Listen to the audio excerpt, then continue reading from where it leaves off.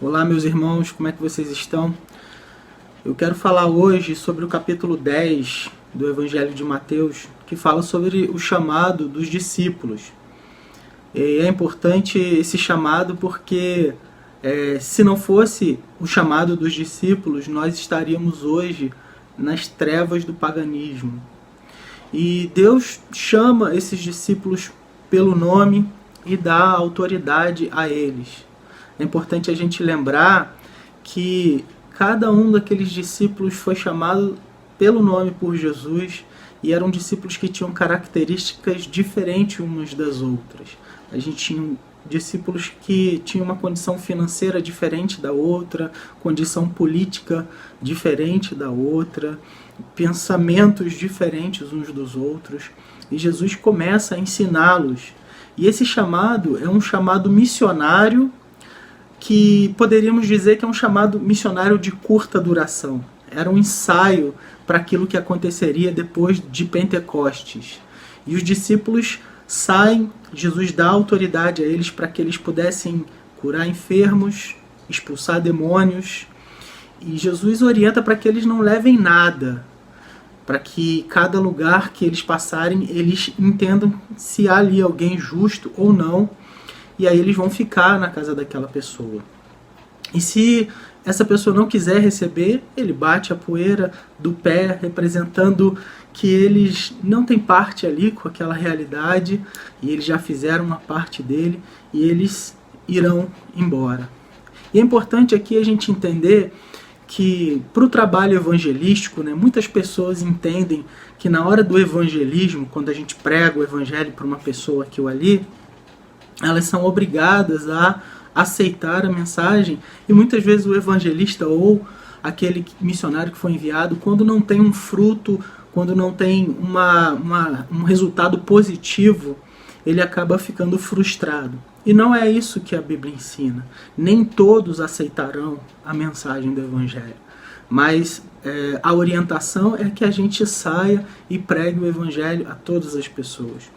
Jesus continua dizendo que eles seriam odiados de todos os povos. E a gente pode ver uma aproximação muito grande com a realidade que a gente vive no mundo hoje, onde os valores estão tão invertidos que um desfile de carnaval que deprecia a imagem de Cristo tem mais ibope nas mídias e até em alguns meios religiosos do que uma mensagem fiel. No contexto político, no contexto econômico, social, a gente vê, esses dias eu estava lendo a respeito de determinado pastor na internet, e eles diziam, é um pastor que tem um discurso de ódio. Na verdade não era essa a realidade, mas eles definiam aquele pastor como se fosse um pastor que tivesse um discurso de ódio, simplesmente porque ele era contra práticas que eram antibíblicas, e eles diziam que ele tinha um discurso de ódio. Aqueles que se declaram que tem um ódio do bem, digamos assim. Então, voltando ao texto aqui, os discípulos, eles saíam e eles a promessa de Cristo aqui é que eles seriam realmente perseguidos.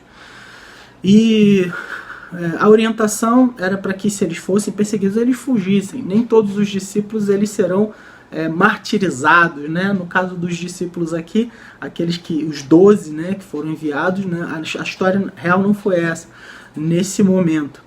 Mas, num outro momento, a gente sabe, pelos fatos, os relatos históricos, que, sim, a maioria deles foram martirizados. Então, a possibilidade do discípulo sair, e fugir de alguma situação, às vezes, que seja uma situação difícil para ele.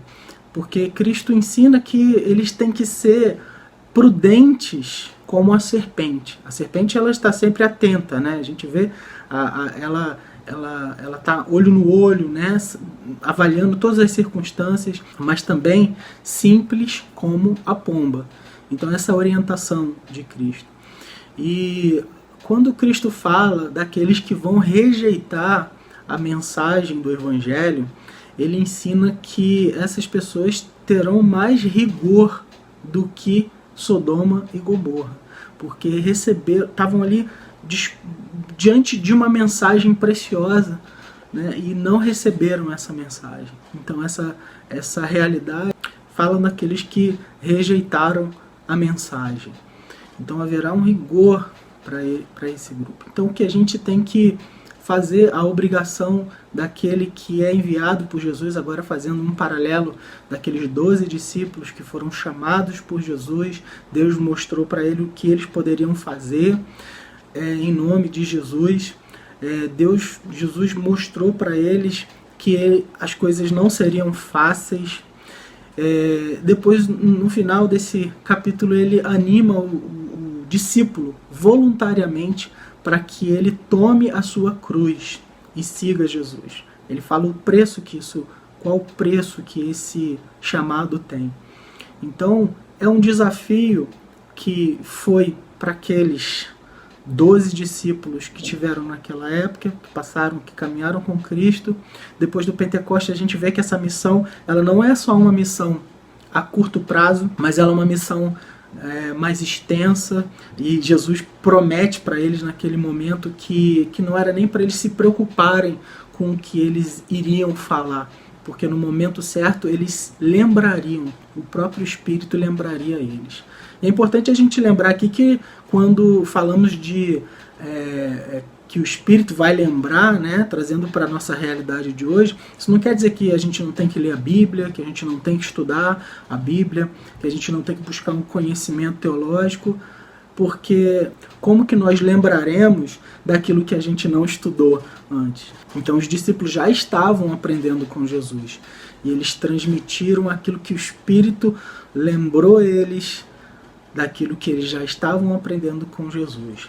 Então, o desafio para nós hoje é lembrar desse chamado de Cristo na vida dos discípulos. Obviamente, eles curavam todos os enfermos, expulsavam todos os demônios, eles tinham esse dom. Deus deu algo especial para esses homens. Nós temos essa missão também, porque lá no final do capítulo 28 de Mateus, ele vai fazer esse chamado também para a pregação do Evangelho. Isso vai estender para toda a igreja do Senhor. Então nós, como discípulos do Senhor, devemos olhar para os apóstolos, devemos olhar para esse chamado que Cristo faz a eles, e que isso seja um ânimo para as nossas vidas, para que a gente possa também ir e pregar o Evangelho. Tá bom? Que essa palavra possa nos animar a ir e pregar o Evangelho para todas as nações, para todas as tribos, para todas as raças, para todas as pessoas, assim conforme o Senhor Jesus nos chamou a fazer. Um grande abraço.